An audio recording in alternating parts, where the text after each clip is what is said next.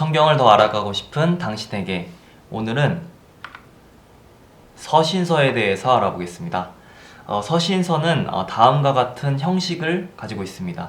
서신서는 기본적으로 편지이기 때문에 발신인과 수신인이 있고, 그리고 발신인을 통해서 우리는 교회의 위치, 어떤 교회에게 편지를 보냈는가를 알 수 있고, 그리고 그 교회의 역사적인 상황과 문제를 알 수 있습니다. 그리고 이 문제에 대해서 대부분의 서신서는 바울이 작성을 했기 때문에 바울의 문제 해결 방식이라고 적어놨지만 하나님께서 바울을 통해 어떻게 해결했는지를 우리는 볼 수 있는 것입니다.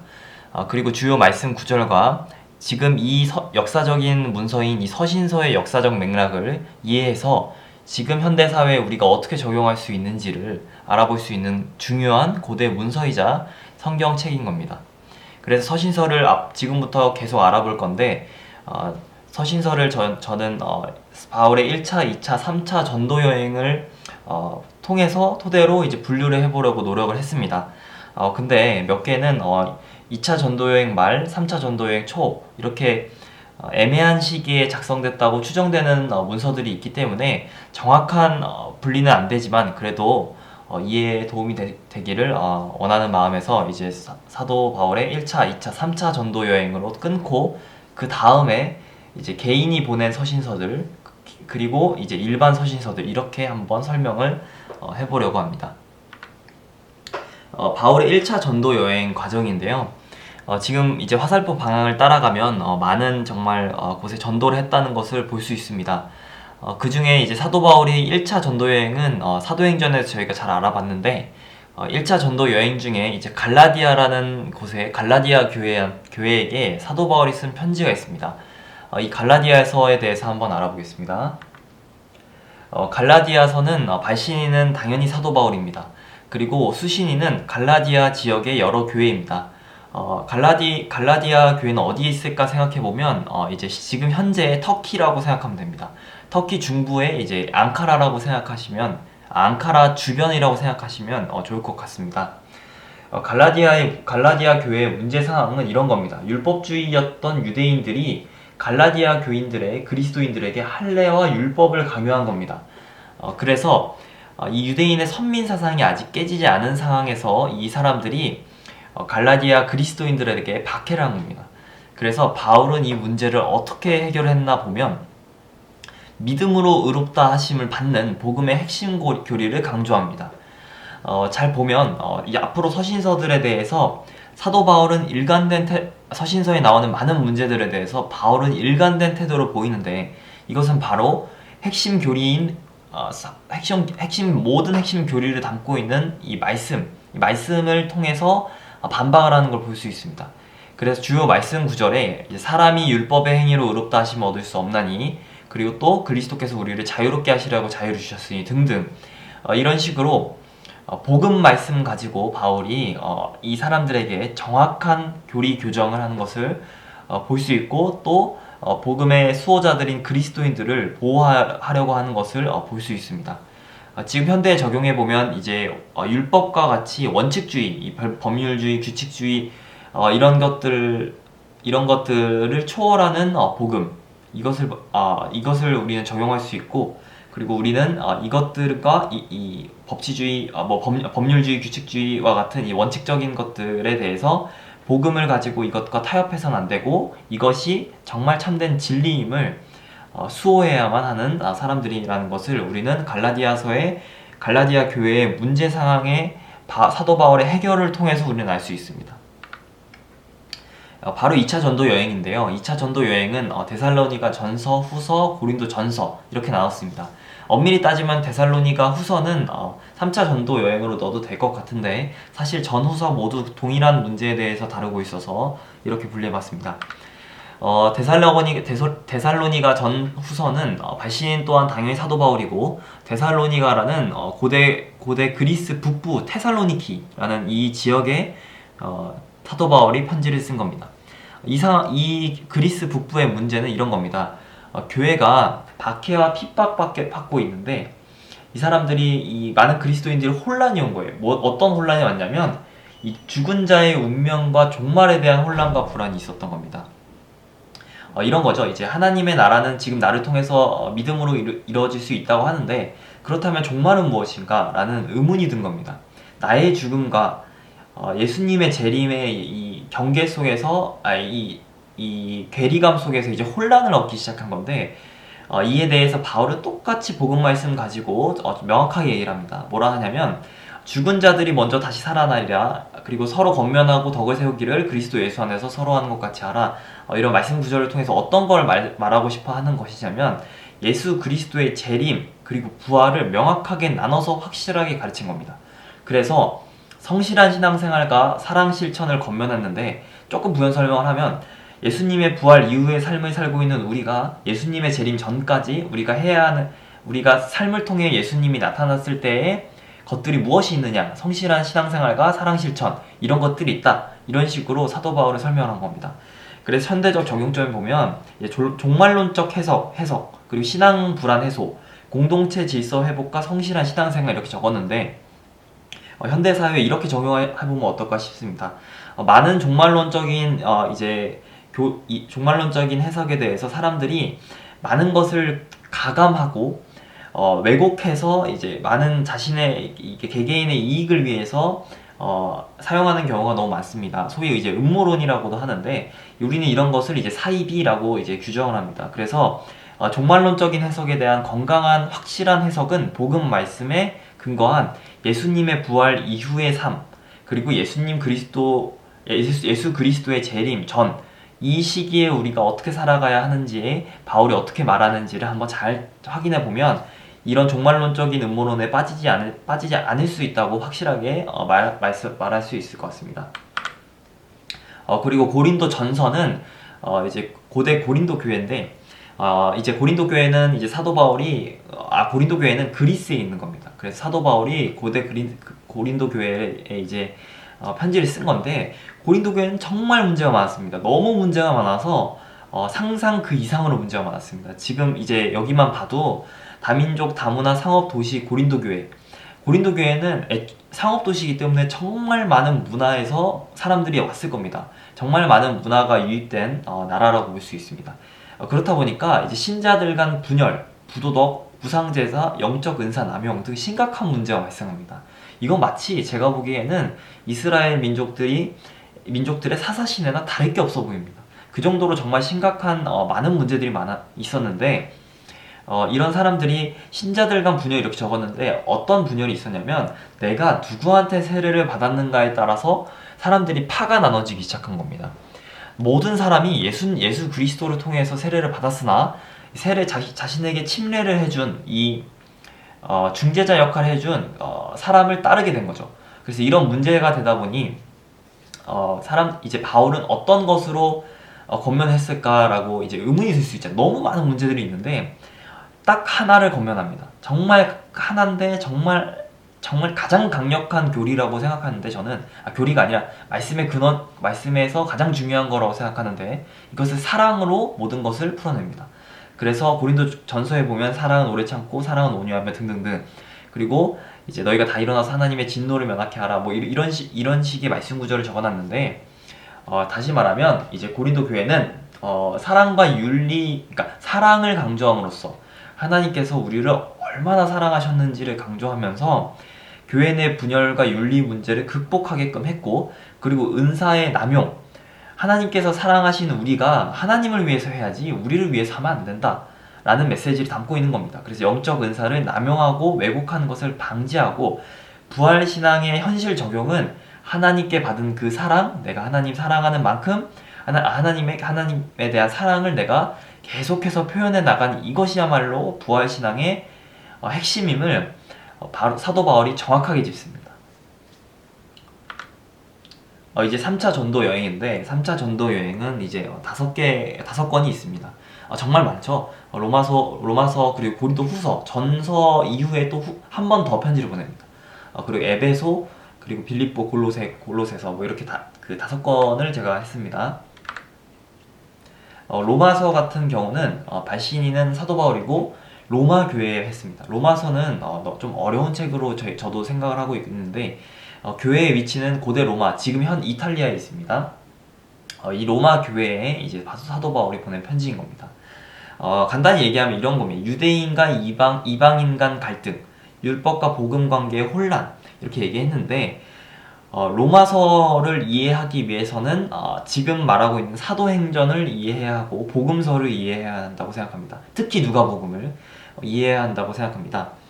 일단 율법과 복음 관계에 대해서는 이렇게 얘기합니다. 사람이 율법의 행위로 의롭다 하심을 얻을 수 없나니 오직 예수 그리스도를 믿음으로 되는 은이라, 이렇게 말하고 있습니다. 정확하게 딱 잘라서 말한 겁니다. 예수 그리스도만이 유일하게 믿음으로 얻을 수 있는 의지, 율법의 행위는 안 된다라고 명확하게 구분짓는 겁니다.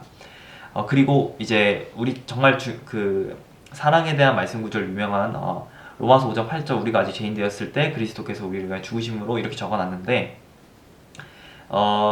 이제 이런 건 것 같습니다. 유대인과 이방인 간 갈등, 이것은 어떻게 보면 정말 오래 전부터 있었던 겁니다. 유대인들은 하나님께서 친히 언약궤 안에 자기를 낮추셔서 오셨기 때문에 유대인들은 어느 순간부터 이 언약궤 안에 있는 하나님을 보고 하나님이 자기만의 하나님이라고 생각하기 시작한 겁니다.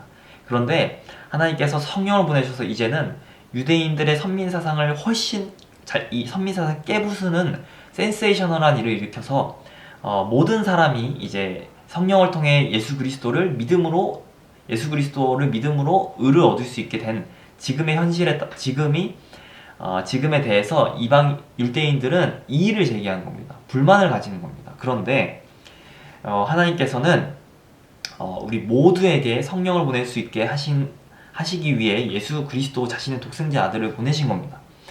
그래서 사도 바울은 이것에 대한 문제 해결 방식을 구원의 보편성은 모두가 얻을 수 있다는 겁니다. 그리고 보편성을 지탱하는 믿음으로 말미암는 의로움을 강조하며 하나님의 전인적 계획을 강조한 겁니다. 이제 이제 작성한 누가복음과 사도행전, 로마서를 보면 예루살렘 변두리에서 시작한 이 복음이, 예수님의 공생의 사역이 예루살렘에서 그리고 로마에서 전 세계로 확장하여 전인적 세계 복음화를 이루고자 하는 하나님의 메시지를 볼 수 있는 겁니다. 그래서 저는 이 로마서가 대단원이라고 생각을 합니다. 그래서 현대적 적용을 하자면 다문화 다인종 사회의 교회의 통합과 포용, 저는 이게 정말 중요하다고 생각합니다. 사람들이 이제는 많은 교리에 근거한 교단들이 있다 보니 자기만의 교리가 정답이라고 생각하고 타인의 교리를 다름을 이해할 수 없는 시대가 되어버렸습니다.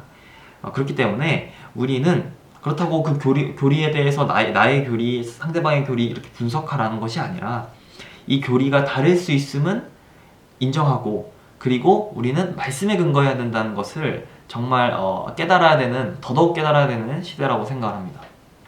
그리고 다문화 다인종, 우리가 그저 문화 인종을 다 초월해서 복음을 전할 수 있는 건 맞지만 우리가 이 문화와 인종 속에서 하나님의 말씀을 전하기 위해서는 지혜가 필요한 겁니다.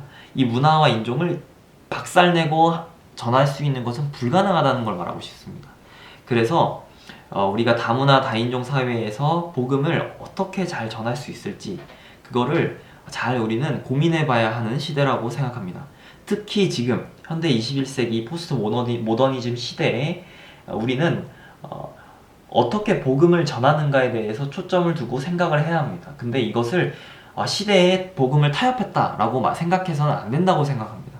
복음을 어떻게 이 시대에 잘 전할 수 있는지, 그리고 그래야 하여 그들이 영생을 얻어 부활의 삶을, 소망의 삶을 살 수 있을지, 이것에 대해 고민해야 되는 시대라고 생각합니다.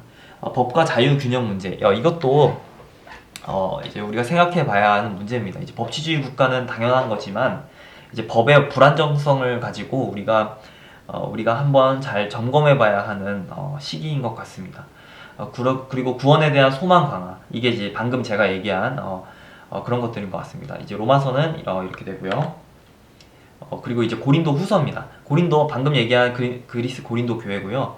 이제는 이게 정말 아이러니한 상황인데 사도 바울이 고린도 전서에서 이제 많은 영적 은사 남용, 그리고 자기의 이제 그 지체들이라고 얘기하는 그리스도인들이 전부 분열되고 파가 나눠지고 이런 많은 문제들에 대해서 사랑을 통해서 이것들을 정말 회복시켜야 됨을 사도 바울이 잘 이렇게 얘기를 했는데, 이제는 갑자기 사도 바울에 대한 의심과 불화가 생긴 겁니다.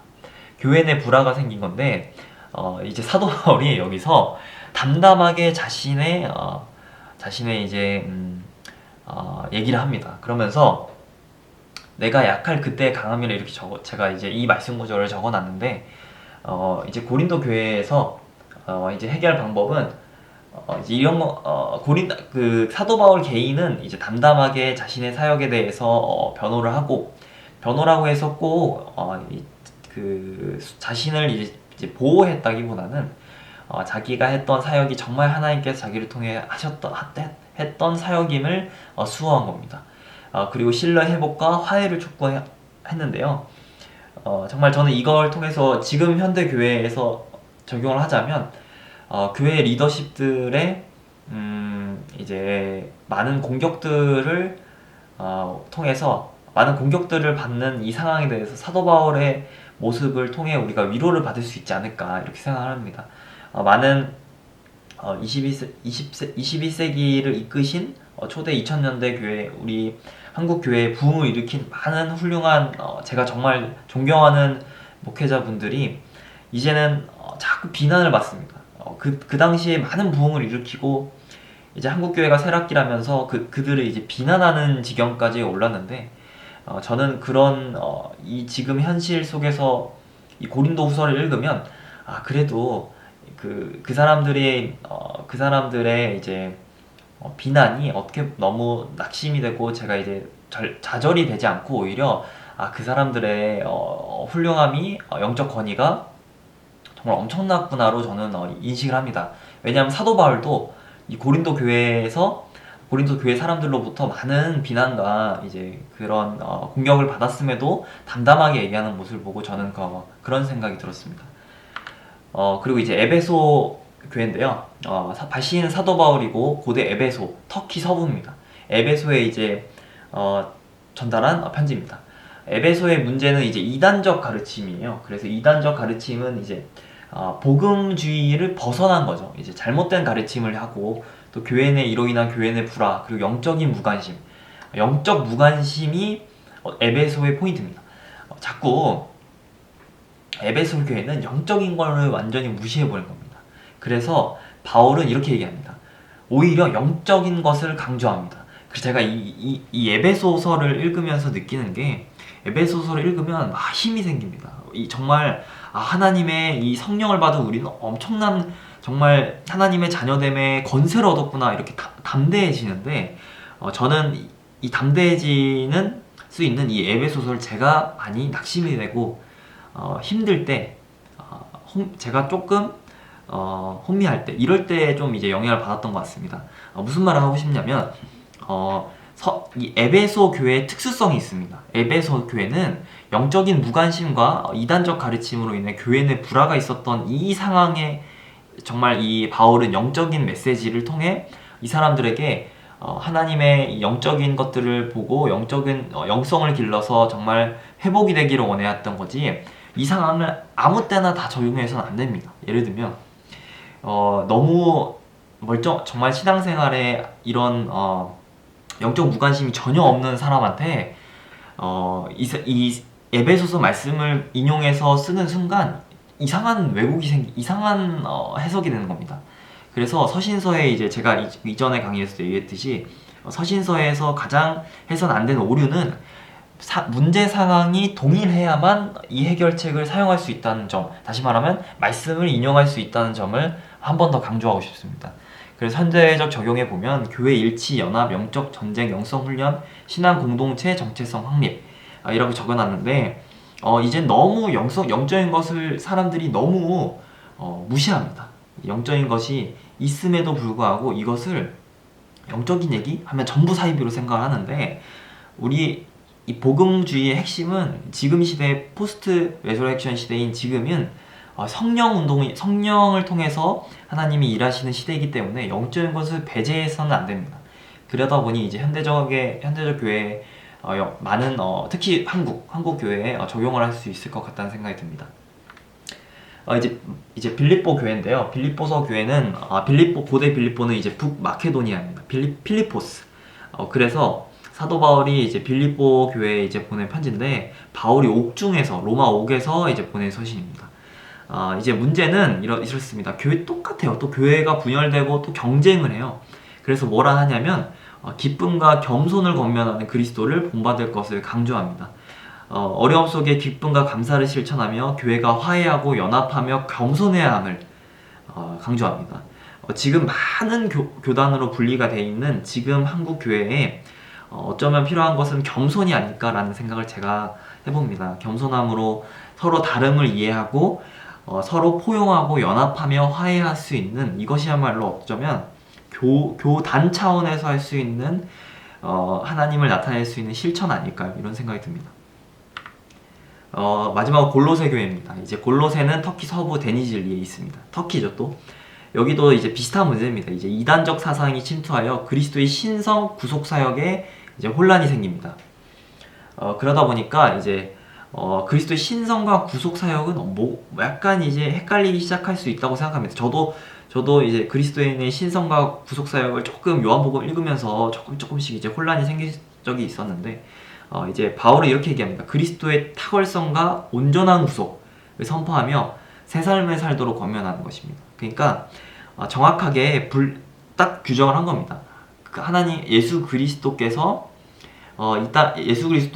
누구시고 왜 오셨고 어떻게 구속을 하셨는지 이것을 명확하게 강조합니다. 그래서 그는 보이지 아니하는 하나님 형상이요 모든 창조물보다 먼저 나시니 라고 하며, 우리가 어떻게 이제 새 삶을 살게 될 수 있는가라는 것에 대해서 그리스도 안에서 새 사람을 입었다라는 표현을 합니다.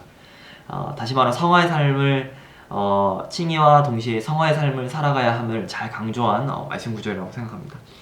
현대적 적용은 이제 이단 경계, 이단을 조심해야 된다는 것, 그리고 그리스도인 중심의 신앙 회복, 이 중요한 말인 것 같습니다. 그리스도인 중심의 신앙 회복, 우리의 온전한 주인이신 예수 그리스도가 먼저요. 그리고 우리가 그 후에 이제 그리스도의 이제 안에서 새 사람이 있게 됨, 이것을 강조하고 적용할 수 있을 것 같습니다.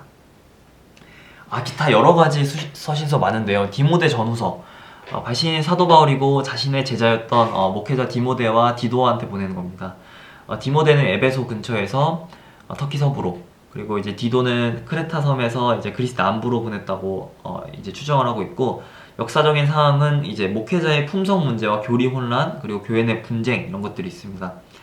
바울의 문제 해결 방식은 목회자의 덕목, 교리 방어, 교회 질서 확립을 강조합니다. 그래서 말씀 구절에 이제 여러 가지 이런 믿음과 선한 양심을 지켜라, 모든 사람에게 선한 양심을 가지라, 이런 식으로 목회자의 윤리 가치관 이런 것과 교회 질서와 순수성을 수호해야 하는 것이 중요하다는 것을 강조하고 있고요. 빌레몬 또한 이제 사도 바울이 빌레몬에게 보낸 편지고, 빌레몬은 이제 고대 콜로세 인근에 있었고, 이제 빌레몬 개인에게 보낸 겁니다. 교회 이치라 써버렸는데 잘못 썼습니다. 고대 콜로세 인근에서 터키 서부로 보낸 거고, 도망친 노예 오네시모를 용서하고 받아들일 것을 요청합니다. 빌레몬에게 이제 이런 거죠. 이제 빌레몬 개인의 이제 왜 저희 이제 신앙생활 하다 보면 이제 납득이 안 되는 것에 대해서 자기 부인을 하라고 많은 사람들이 권면을 하잖아요. 똑같은 것 같아요. 도망친 노예 오네시모를 용서하고 받아들이는 것이 정말 사랑과 용서의 복음 정신을 실천하는 것임을 잘 권면하고 있습니다. 적용하면 개인 간 갈등 해결과 그리고 공동체 회복, 그리고 사회적 차별과 평등 문제라고 적어놨는데, 이렇게 생각하면 좋을 것 같습니다. 개인의 회복, 그리고 더 나아가 공동체, 그리고 국가적 회복. 그래서 개인을 시작으로 공동체가 회복되고 공동체가 이루어진 나라가 회복될 수 있는 그런 것이 개인의 갈등 해결이 시작임을 잘 나타내고 있는 것 같습니다. 일반 서신서입니다. 이제 야고보, 베드로, 요한 등 초기 교회 성도들인데요. 야고보서는 이제 예루살렘, 베드로전서는 소아시아, 요한서신은 이제 소아시아 서부 해안 교회들 적어놓은 터키입니다. 둘 다. 베드로와 요한은. 그리고 역사적 사항 및 문제는 박해, 교직교사, 신앙의 행위 문제고요. 여기 또 바울의 문제 해결 방식 적었는데 이건 바울 아닙니다. 야고보와 베드로와 요한의 해결 방식입니다. 믿음과 행위의 균형을 통해 박해를 해결하고, 신앙의 견고함을 통해 거짓 교사를 해결하고, 또 사랑과 진리를 강조함으로 신앙과 행위 문제를 해결합니다.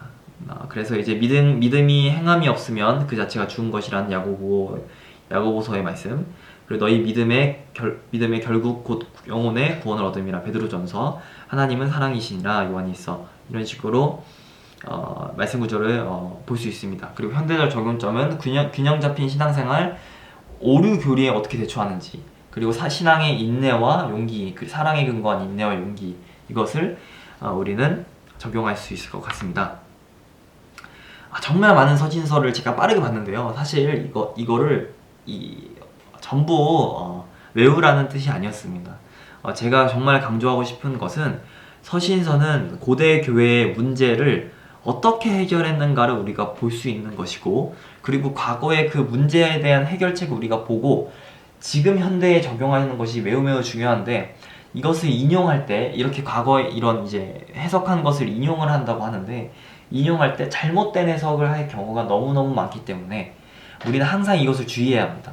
문제사항이 다르면 적용해서는 안 됩니다. 문제사항이 동일해야만 이 문제를 가지고 이 말씀으로 적용할 수 있다는 것을 마지막으로 한 번 더 강조하며, 오늘 서신서의 의의 한번 다시 한번 강조했습니다.